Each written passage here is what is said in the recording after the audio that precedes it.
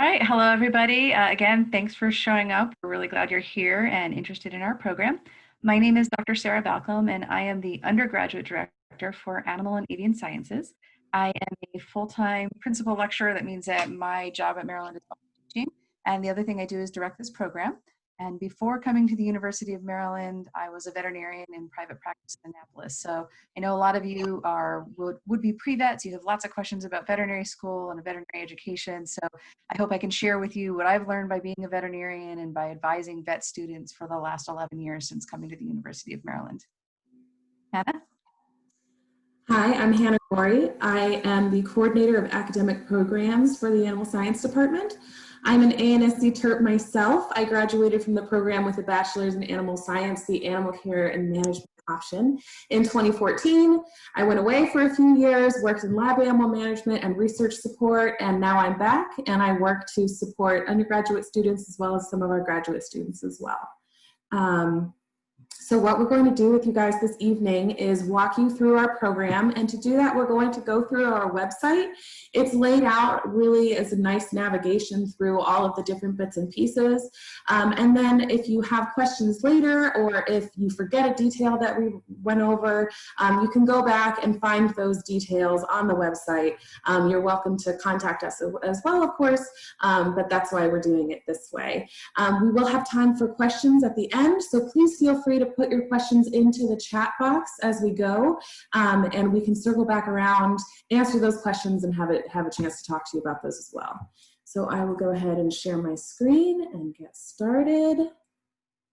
So if you're not already familiar, this is our animal science webpage, and if you go to the undergraduate page, just the main page, it just gives you a little welcome, shows you some cute pictures. So some things to point out here is we do have two different tracks or focuses of study or options. You might hear any one of those words interchangeably. So we will go into the details of what each of these means later.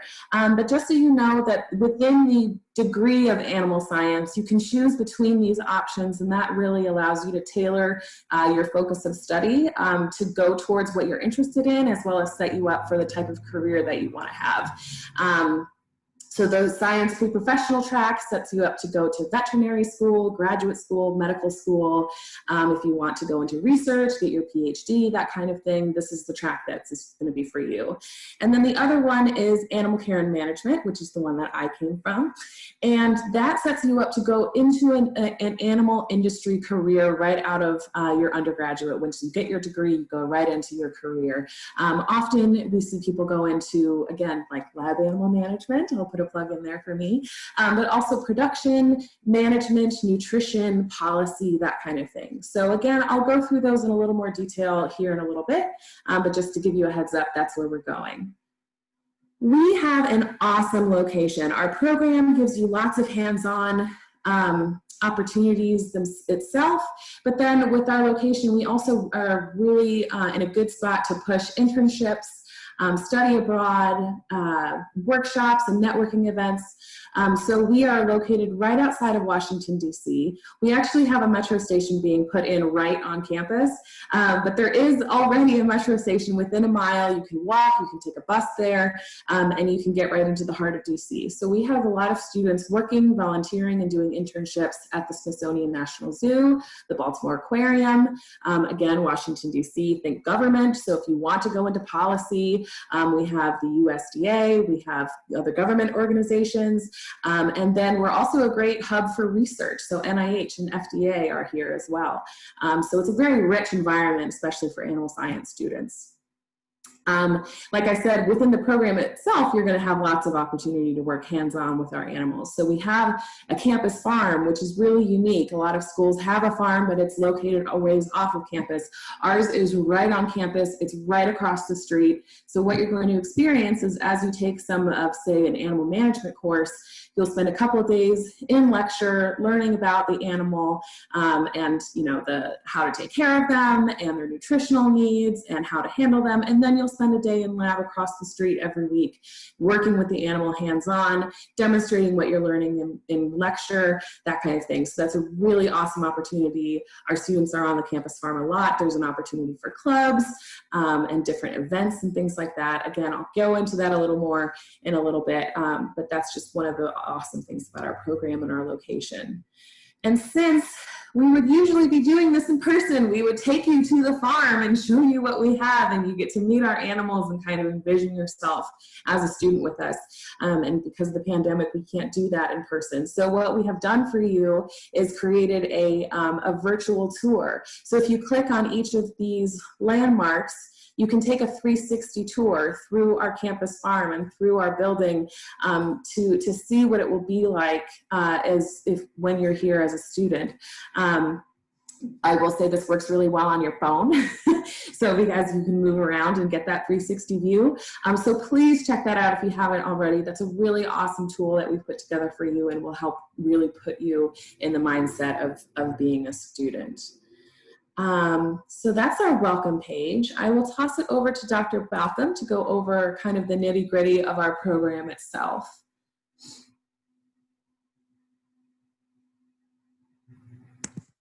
Thank you, Hannah. So the next thing that we're going to talk about then is, what are you going to leave here knowing, right? So what is the whole point of this degree? And for either track, we're going to have the same set of what we call learning outcomes, or the things that you can do, the things you know, the skills you have at the end of the program. We will emphasize some outcomes more in the science pre-professional track and some outcomes more in the animal care and management track, but all of them are important to the program. And I'm just going to list them here. They're in no particular order because they're all important. One of them is, we're really interested that you understand all of the different and interesting careers and opportunities with an animal sciences degree. A lot of people come in, they're very eager to start a pre-veterinary curriculum, and we have an excellent one. And if that's what you want to do, we have advising that will go through careers and opportunities specifically within veterinary medicine. So looking beyond clinical practice to the myriad of things you can do with the degree.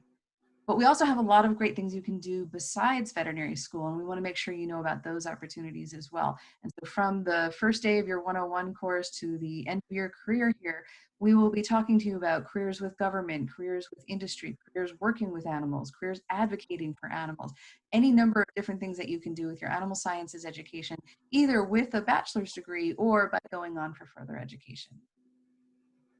Our second learning outcome is animal structure and function. So fundamental to the proper care and keeping of animals is understanding how they work. And so this is particularly highlighted in your second year here when you take anatomy in the fall and physiology in the spring, but then reinforced when you take other classes here about how to care for certain types of animals, or really dive into the structure and function of a specific subset of the physiological system, so reproductive physiology or endocrinology, those types of things. So again, something that you start with in the 101 course, but that will be a part of all of your curriculum.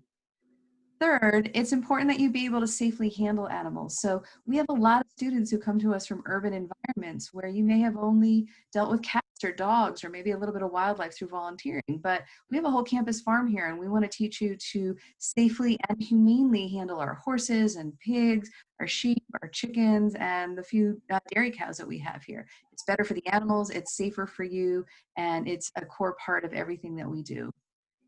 Our next requirement or learning outcome is called animal husbandry requirements. So one of the fun things about being animal scientists is that we have to think about each species as its own unique species and all of the things that that animal needs, from their specialized nutrition, their behavior, the kind of temperatures that they like, the kind of activities that are appropriate for them, how we use them in production or for leisure or for research. And so we have to take all of the pieces together, kind of understanding things like their safe handling and their structure and function, and put that together to be able to come up with reasonable ways to take care of them. That could be creating an animal shelter program for feral and found cats. That could be taking care of animals in a zoo setting and understanding how their unique needs translate into creating a zoo enclosure.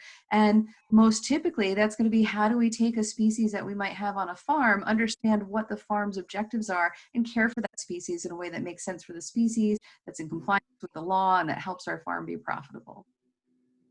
Next up, we have an outcome called animal sciences literacy, which is to say that as college students and as scientists, we don't want to just tell you stuff. We want you to know where to find the research, the latest breakthroughs in what it is we do, and evaluate it and understand it and debate with people about it and participate in it. So we will teach you how to find the research, how to evaluate it, how to say, well, this research is sort of okay, but we need better research, and then how to put it into action to accomplish what it is you want to accomplish with animals.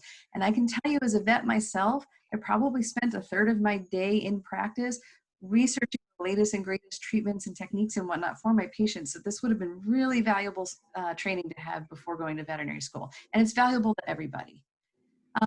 Next, we have a learning outcome that helps you understand the issues that surround animal science. So because people have very conflicting views of animals, how we should care for them, how and when we should use them, we want to make sure that we've not only introduced you to those issues, but really taught you to navigate their complexities and to think for yourself where you land on them and to be able to engage thoughtfully with other people about that.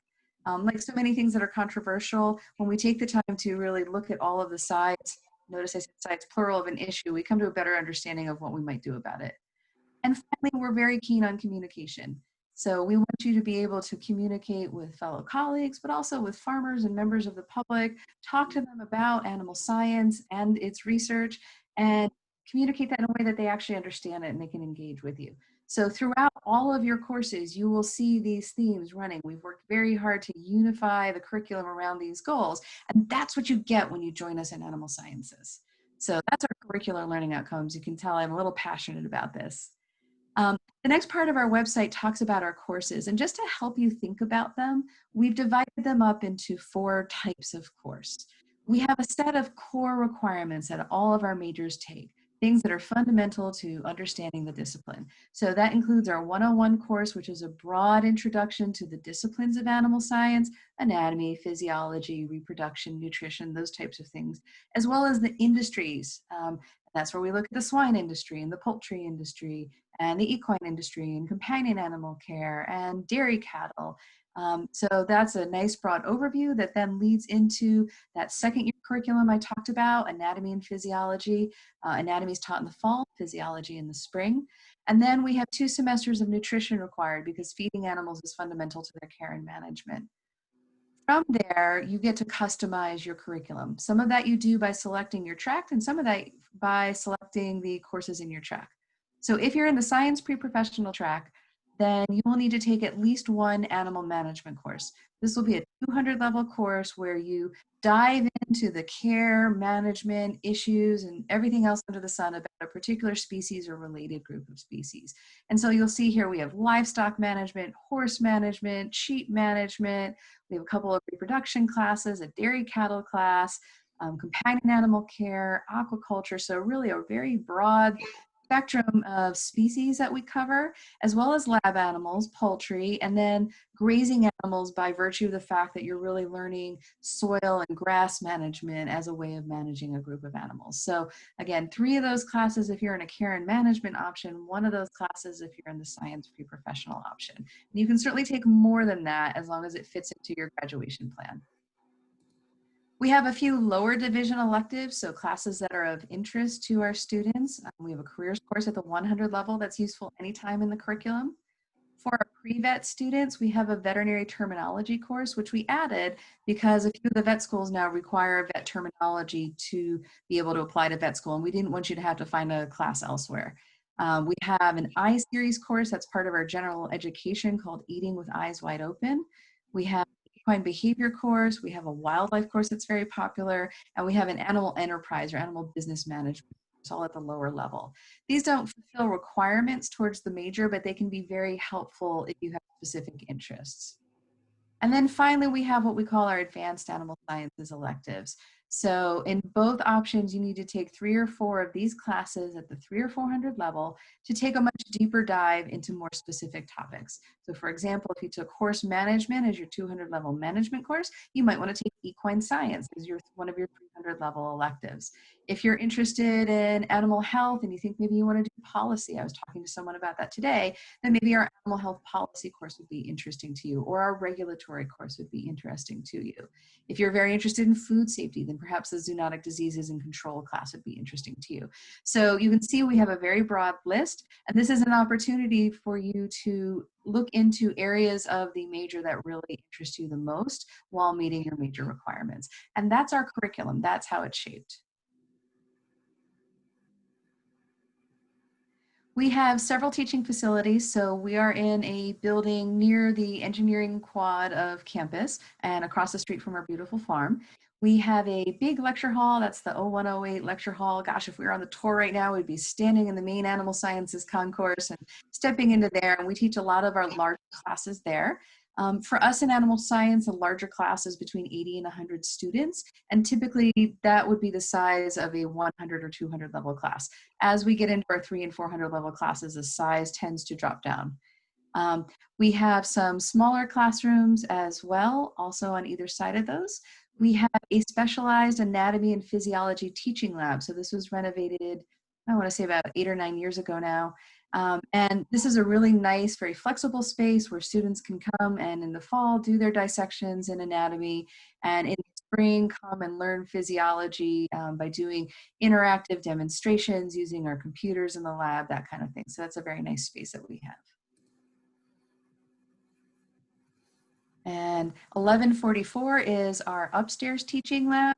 This is a lab with long bench tables that can be used for anything from the eating with eyes wide open class, which is teaching students where food comes from and about the choices they make. And so they make a lot of foods from their components. So if they're learning about yogurt fermentation, then they're actually getting the milk and creating the yogurt there. And with a lot of disinfection, we can go in between a class like that and maybe doing a necropsy for the wildlife course. So a lot of flexibility there. We're very careful with that space, as you can imagine, but another nice workspace that we have. For those of you who are interested in fish, which I think is really cool, we actually have a dedicated aquaculture lab, and this serves the aquaculture course in which students come and raise a tank of fish of their own, changing different parameters and monitoring them to try and balance growth with water quality. So that's a really fun, hands-on type of course that you can take for your management credit. And then finally, our beautiful campus farm. I can't stress enough to go visit it virtually, and when campus opens back up, to come by and take a tour of it. What's so fun about our farm is that we have a bunch of classes that use it, including the 103 class, which is the lab for 101, sheep management, reproductive management of horses, health management of animal populations, a little bit of the reproductive physiology lab, eating with eyes wide open, and it gets a handful of visits from other classes in our curriculum. Plus, you have the opportunity to volunteer there or work on our farm crew, really getting lots of hands-on animal experiences. So again, especially my pre-vets who have to get all of those hours to go to veterinary school, it's a really great place to get started. And finally, our teaching faculty. So you'll see that we have a number of faculty in our department split between full-time dedicated lecturers whose job at the university is strictly instructional, to faculty who split their time between teaching and research. And so it's very interesting to get involved with both types of faculty. One of the nice things, again, for anyone who's contemplating graduate school or thinking about veterinary school or further education, is that you can work with some of our faculty in their research labs as undergraduate interns, getting experience, learning about what it is that they do, getting to see research unfold in real time. So lots of interesting opportunities to get to know our faculty, and I encourage you to check them out in their profiles on this page.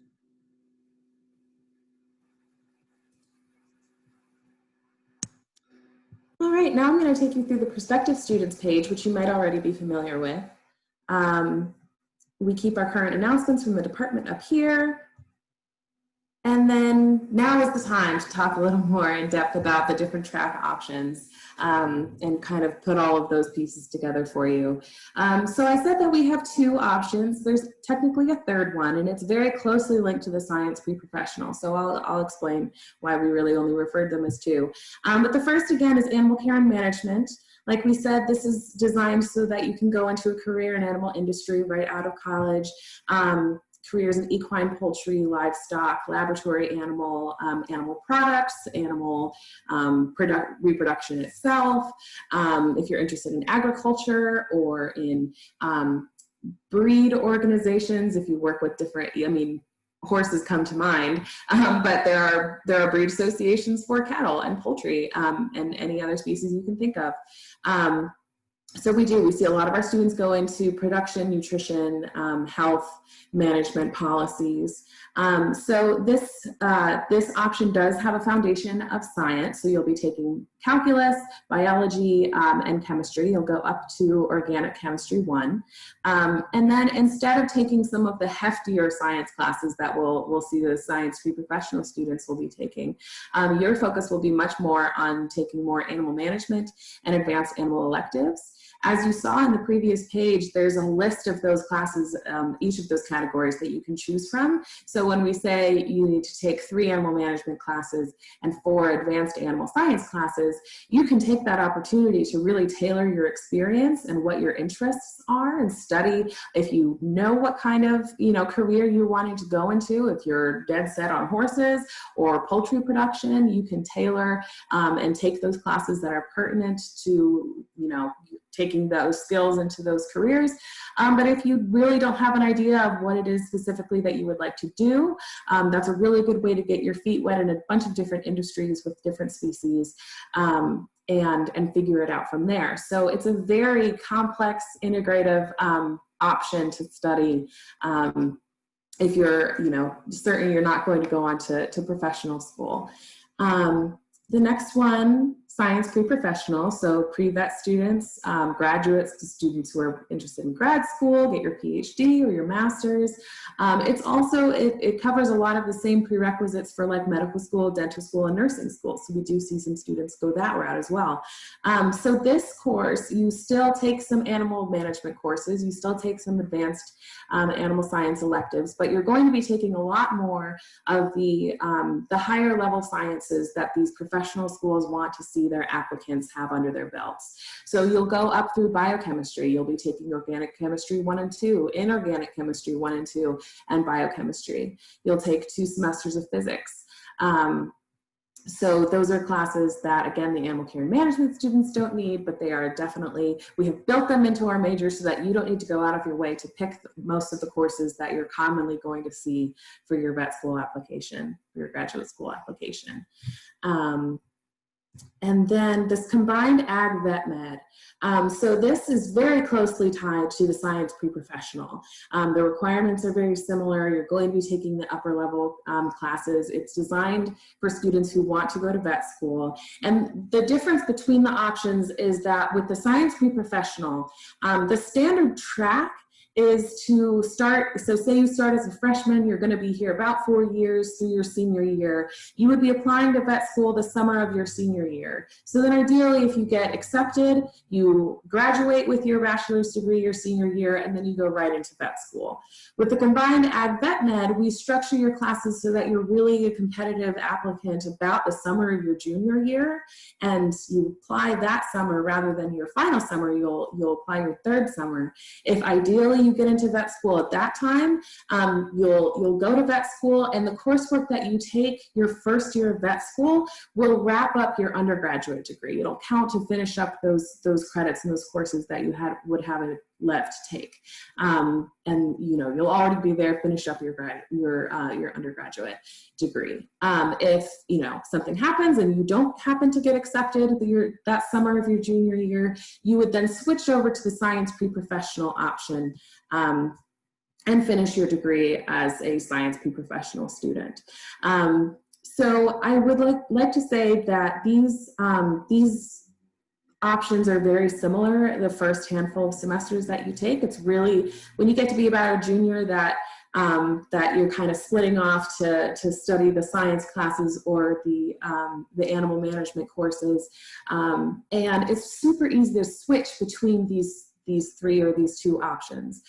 So if you come in as science pre-professional, you find an animal science career, an industry career that you're really interested in, and you decide you don't want to go to vet school anymore, or you encounter organic chemistry for the first time like I did and say, no, thank you, that's not for me, I don't want to take anymore, you can switch over to animal care and management. Similarly, if you start off with care and management, you can switch over to science pre-professional if you start working in a lab with a professor that you really like and you find that you would really love research and you want to go to get your PhD. There's lots of flexibility there. You're not locked into whatever your first choice is. Just to put that out there, you have choices.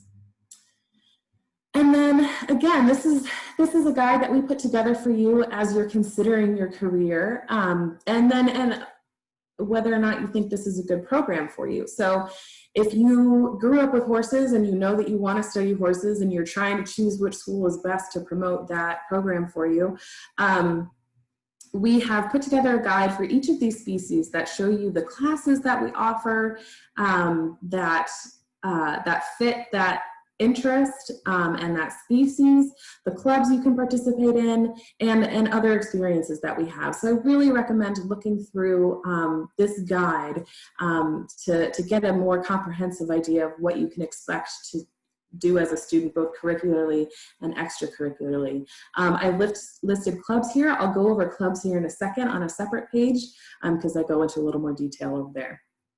But this is a really good thing to look into as well.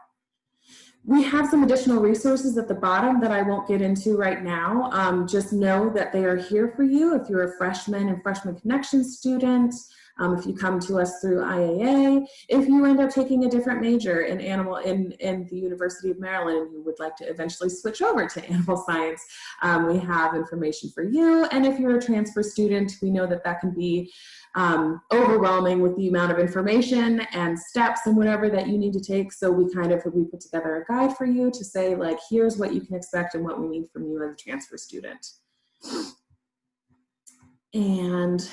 And then we have, if you need to access the financial aid office, the admissions, or the registrar's office, those are all linked down below. And the last thing I'll get into is hop over to where we have our clubs in the Beyond the Classroom. So we have a handful of animal science clubs that are so much fun, speaking as a previous student. Really, really recommend getting in with them. It's a great place to learn to build a community and to meet your classmates. We are a relatively small major in the grand scope of the university, so it's really easy to build that network and community and relationships with other students as well as professors and staff. So this is a really great way to do that, as well as get some really awesome experiences. So the first we have is Block and Bridle.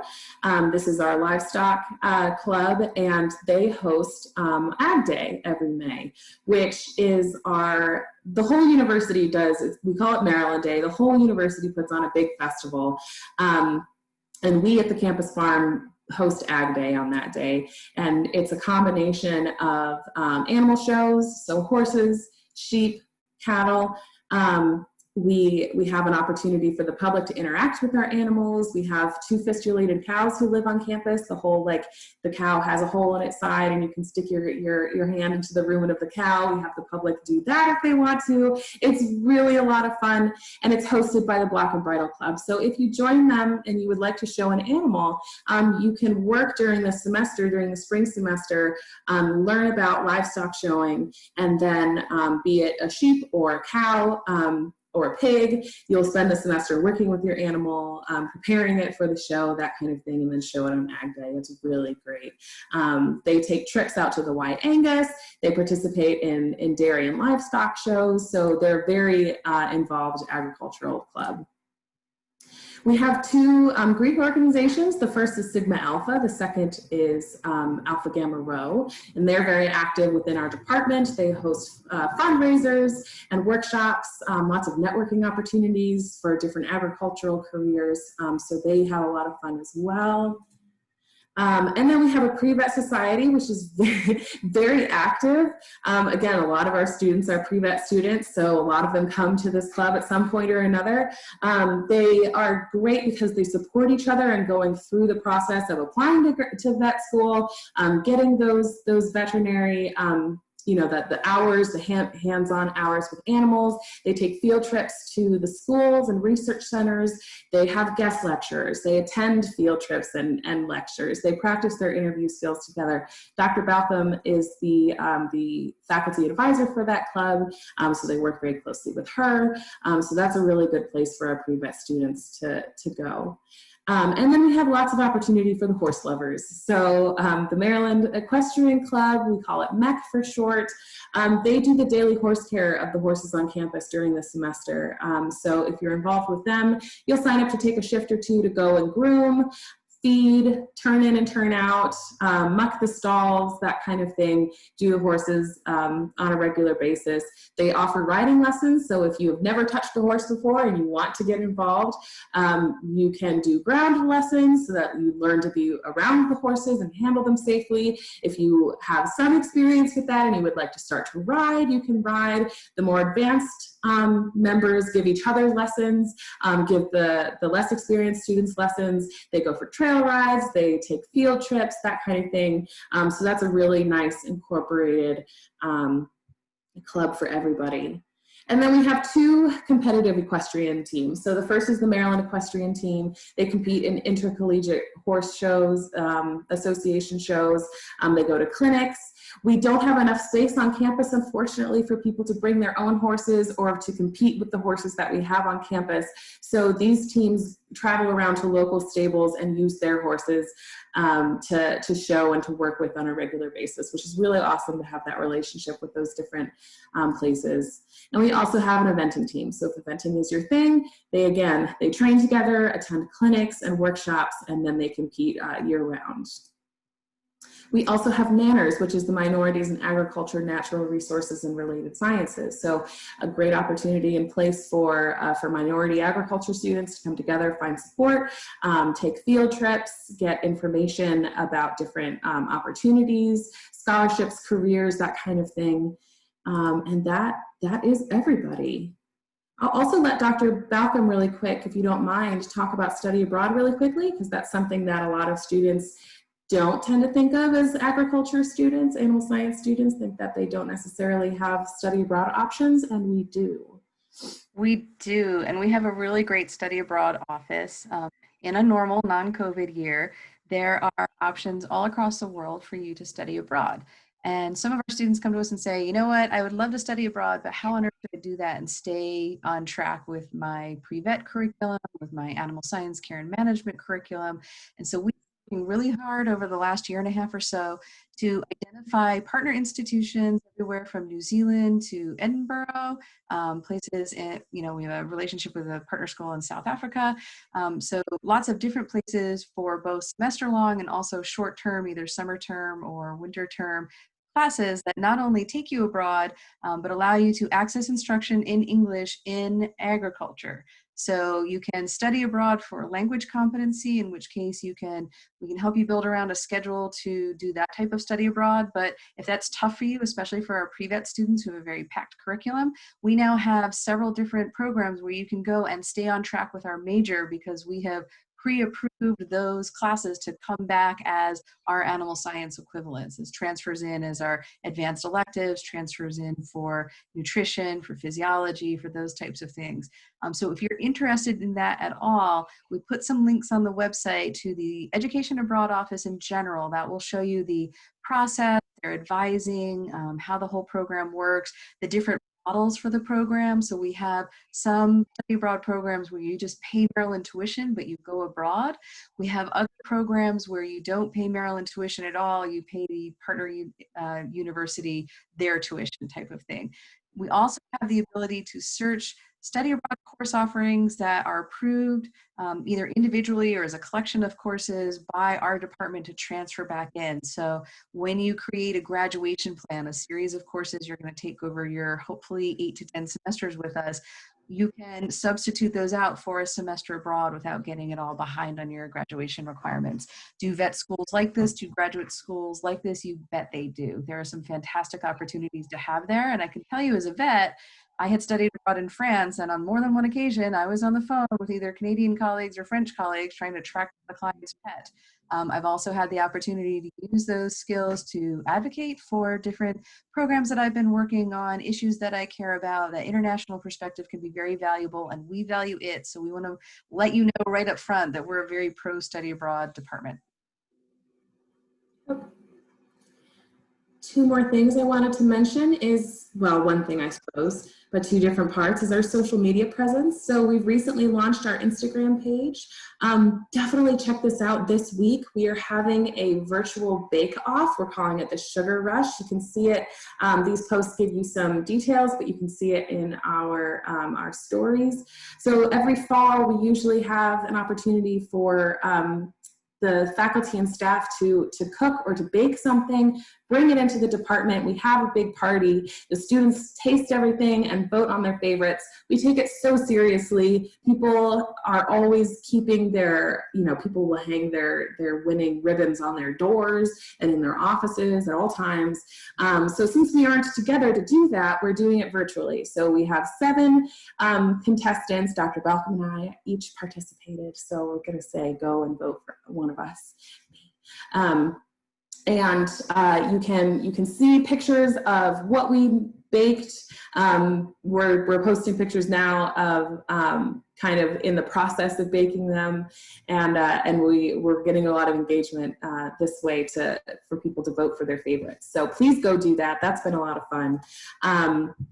And then we also post pictures on our Instagram of things happening in our classes, especially right now when we do have only a couple of classes doing things in person on the campus farm. It's an unusual time. Our instructors have had to be super creative. So we are featuring kind of what those in-person classes are doing. We're featuring things that our students are doing. Like I just made a post about some of our students are crafters and artists. And so we feature things that our students have created and done, things like that. And we will also use this as a supplement to get departmental announcements to you guys, since we know that kind of Facebook is becoming a thing of the past and everybody's using Instagram. So we will use this platform as well to just give you a heads up about like, hey, check your email about this announcement, or you have this deadline coming up, that kind of thing. It'll also be available to you on Instagram. And then we do have a Facebook group. It is active, even we feel like sometimes it has a bad rap, but we do have a Facebook page. We post announcements, events, photographs, that kind of thing on here as well. So please feel free to check out either or both of those. So that is what we have for you today. And now we can get into the Q&A part. If you still have questions, please let us know, either in the chat or raise your hand. Sure. And while you get settled with questions, I do have some that you had emailed in advance. So I'm going to just start with those. A whole bunch of them sort of focused around the pre-veterinary experience. What is it like? What do we have to offer? Those types of things. So the first thing I'm going to do is put in the chat a link to a pre-veterinary advising guide, because I can't possibly tell you everything that I have to tell you in the short amount of time we have left. But I wrote this guide for our students and for whomever else wants to use it to understand the application process, what you need to do to be successful, what kind of careers are available out there, the financial piece of it, all of that kind of stuff. So let me talk you through what does pre-veterinary medicine look like and a little bit about vet school so that you can envision this program fitting in with all of that. Veterinary schools, and there are currently around 30 accredited schools in our country, plus ones that are abroad, are looking for well-rounded applicants who have a very strong science background. So all of the schools are going to require you to have approximately the same backgrounds. Notice I'm not saying identical, they're a little different school to school, but ones that are going to match our science pre-professional curriculum. So they're going to want some math, some only want algebra, others want calculus. They're going to want 5 or 6 semesters of chemistry, broken down as 2 organic chemistries, 2 general chemistries, and at least 1 semester of biochemistry. They're going to want you to have taken some physics. Yes, we actually do physics in veterinary medicine.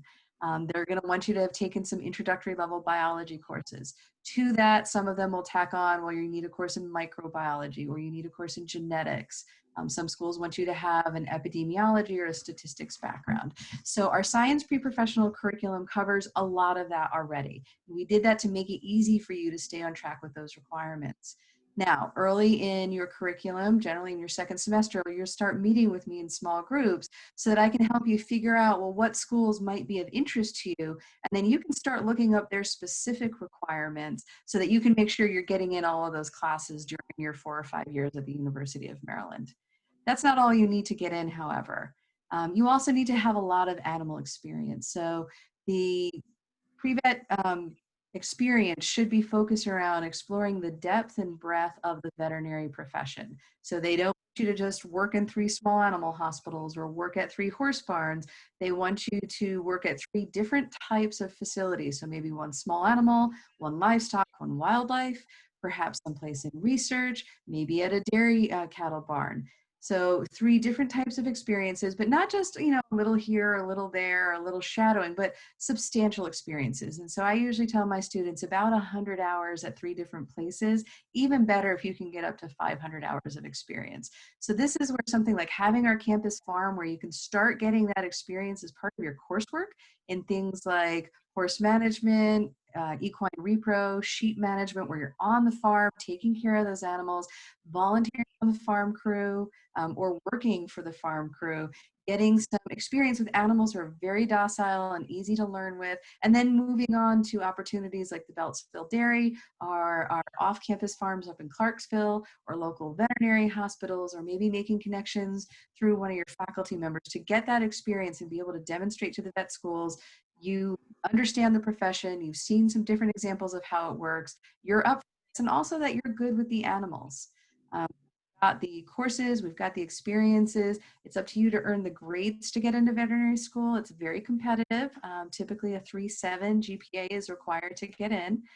And along with grades is a cultivation of people who get to know you very well so that they can write letters of reference on your behalf. These are the people who will be your future colleagues. One of these references does have to be from a veterinarian who can speak to your ethics, your work habits, your intellectual ability, your communication skills, your knowledge of the profession and interest in becoming a part of it, and just that you're going to succeed in school and that you're going to contribute something to the profession. Um, Beyond that in the application, and at many schools still a GRE score, which is the standardized test for getting into graduate school, just like the SAT is the standardized test for getting into college. The other piece that's not required by the vet school, but that I strongly, strongly, strongly encourage you to think about is the financial planning. So the average student debt load coming out of veterinary medicine is around $170,000, and average starting salaries are right around $70,000 to $75,000 right now. So there's a big discrepancy there. And something that we do both through the PreVet Club, through my advising with you, and through the resources that we share with you is help you to think through, what does that mean and how can I prepare for it, right? Instead of sending you there sort of blindly to sign on the dotted line on your student loans and deal with the consequences later, we take a very sort of eyes wide open approach so that you know what you're signing up for and you have a plan to deal with it. And I think that's one of the strengths of our pre-veterinary program here is that I am a veterinarian and I do know what that debt looks like. And I'm actually working on a task force trying to come up with creative solutions to it. And I have a lot of great relationships both at Virginia Maryland Regional College of Vet Med, which is our in-state school, also Tufts, my alma mater, where I worked as a student in the admissions committee. And I've also been able to develop good relationships with several of our other East Coast schools. So that's the pre-vet load in a nutshell. But if you're thinking pre-vet either here or elsewhere, I really strongly encourage you to read through that pre-vet advising guide and get a sense of what you're going to get prepared for. I tell my students it's like running a marathon. You don't train to run around the block, you train for the big long race, and we can do that with you. We have the advising to make that happen. We have the coursework to make that happen. We have the internships and research opportunities and campus farm experiences to make that happen. And we have the experience. We've been doing this for a long time. The students of ours who get to senior year, they have the grades and they have the volition to apply, usually have very good success getting in. And I think that's a real sort of testament to the quality of the program and also to the students who work really, really hard. And those are the people you're going to be around. And they are helpful. They're not that cutthroat competitive. I'm not going to tell you anything. Our students generally are very helpful with each other, which is a nice thing about our program. So that's PreVet in a nutshell. Let's see what we have in the chat here for other questions. Hannah, I'm going to give you the first one. Sure. So how many species of animals do we have? A bunch. So we have a couple that live permanently on our campus farm. Our horses, our sheep, and two of our dairy cows live there. We don't use them as dairy cows. They don't reproduce. They don't have milk, but they do. They're a dairy species, and they live here full time. And then we have different courses on campus. So we have the Animal Science 103, which is the Introduction Principles to Animal Science Lab. You'll have an opportunity to work with pigs and chickens, which we will bring those onto campus, borrow them from other farms to just use for those demonstrations. And then we also, multiple times a year, bring in dairy and beef heifers, which those are the female cows. We bring those down from our Clarksville location, I believe. Is that right? And then those are the animals that are the block and bridle work with to do for Ag Day. So all of those species could be on campus at one time, but at least those ones that I mentioned before are always going to be there. We also have a small animal wing, which we use as those teaching animals for specific classes. So over there we have mice, rats, rabbits, guinea pigs, ferrets, and quail, and chickens, more chickens over there as well. So if you take, say, lab animal management, those are a lot of the species that are used in biomedical research. So you'll go over there as part of lab to learn how to safely handle, restrain those animals, and even do some minor vet tech skills like learn how to give injections and that kind of thing. So we do have those animals there. We also, again, we have fish. So that aquaculture lab, there are occasionally fish in the small animal wing. So if you're interested in aquaculture, there is opportunity for that. And then somebody else asked about working on the campus farm. So Crystal is our farm manager, and she hires a couple of students every year to work formally employees as on the farm crew, so they take care of the farm on a regular basis. We also have many students who then volunteer to be a part of farm crew, but aren't necessarily employees. And then, like I mentioned, between, say, MEC, where you can be taking care of the horses on a voluntary basis through the club, and then different classes. So if you take sheep management, you'll be helping care for the pregnant ewes in the spring. You have different classroom opportunities to work over at the campus farm as well. As a student, I was over there all the time. So through all those different avenues, you can spend a lot of time over there.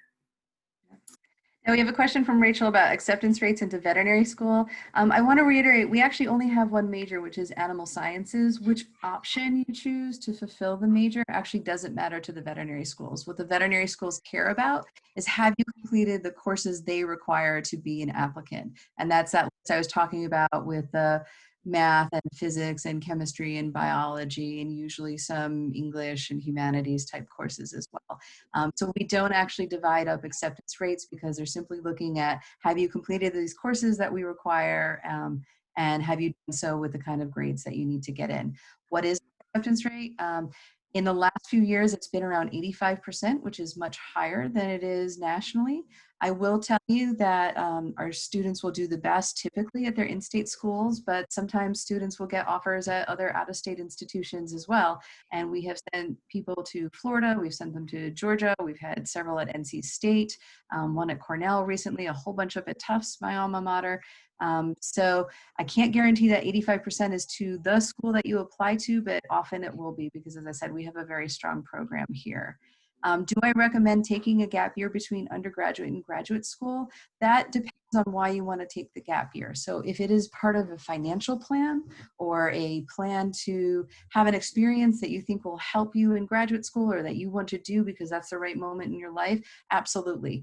If you think you need it simply for a rest or something like that, I actually wouldn't recommend it for those possibilities. That is something that we can talk about in advising. So a lot of times when we talk about the finances in vet school, I will have some students who say, you know what, the school that really has won my heart is the University of Florida, but I am an out-of-state student there. And I've actually had students take a few years to establish residency in a school where they really want to attend veterinary school so they can apply as in-state residents. That's a very strategic use of a gap period, and that makes a lot of sense to me. Ida writes, can I choose animal science as my major in my application? Yes. When you apply to the University of Maryland, you can indicate your first choice of a major and then you can come into that program. If you're not sure, you can certainly transfer into our major. So if you're absolutely set, Maryland is the place for you, but you're a little bit up in the air about which major you want to be in, I hope we can talk to you into animal sciences, but we're here if you want to switch in later. We're also here if you want to double major. Caitlin asked, will freshmen get hands-on with the animals? Absolutely, yes. So your first semester here, you'll take Principles of Animal Science, the lecture, and hopefully also the lab.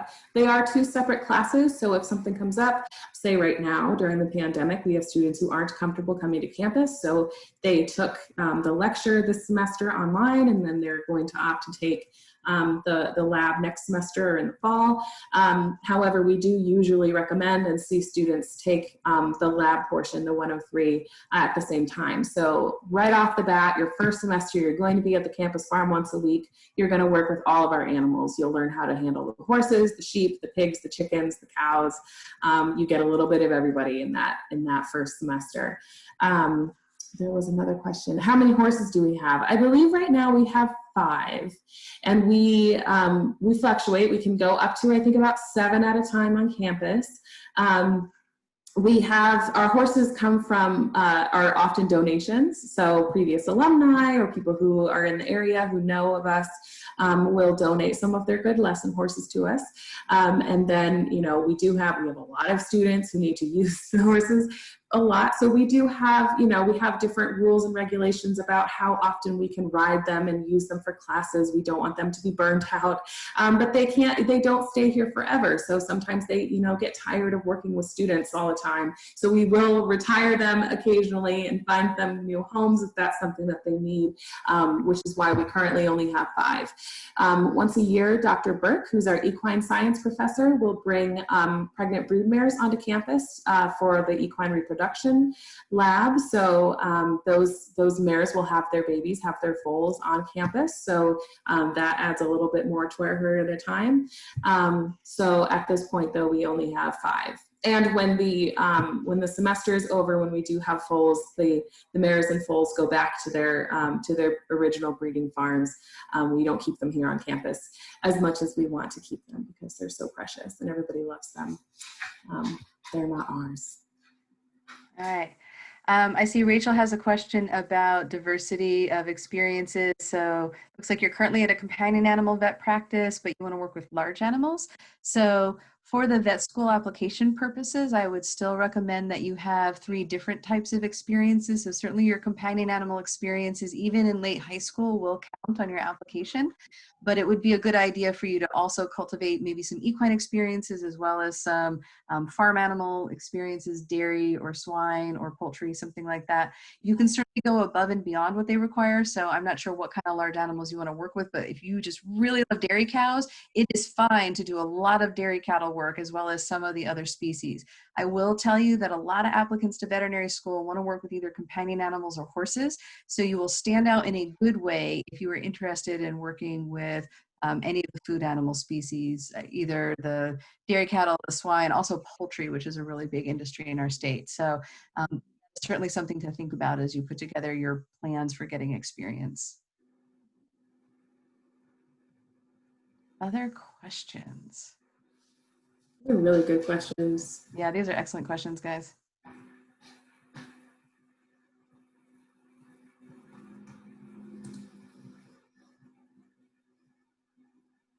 Both of us talk really quickly, so if you've forgotten anything that we said, don't fear. It's right on our website. If the website doesn't answer your questions, we will. Our contact information is there.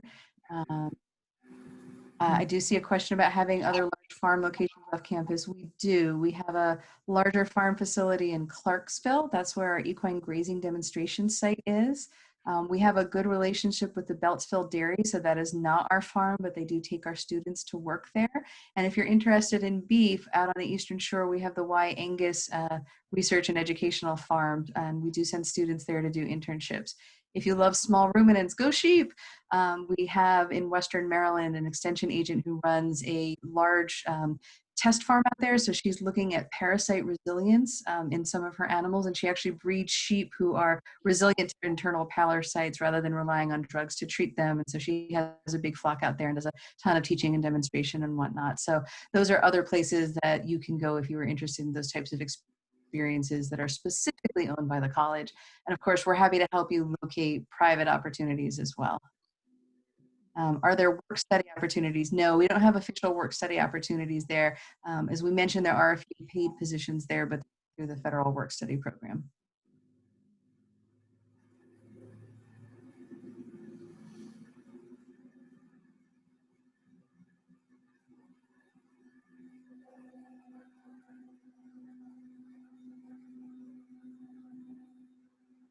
Okay, well, I think we will hand this back then to Kristen to give you any final information that she may have, and to thank you all again for coming. Thank you very much. Yes, thank you. These were great questions. I hope you learned a lot. Please feel free to reach out to us. I'll put our general college information, contact information in the chat. We're here as a resource for you throughout this process. For those of you who are applying to the University of Maryland for next fall, please remember that the early action deadline is November 1st. So you have a little less than 3 weeks to complete your application.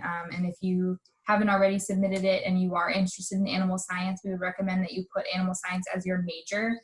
You are reviewed for the University of Maryland major blind, so it doesn't necessarily matter what you put on your application, but once you are admitted, that the major that you have on your application is the one that you will be admitted to, unless you are interested in a limited enrollment program, but none of our programs are limited enrollment programs, so nothing you need to worry about for us. But again, if you have more questions about the logistics, please feel free to reach out. Otherwise, thank you for coming, and we look forward to maybe seeing you one day. Yeah. So.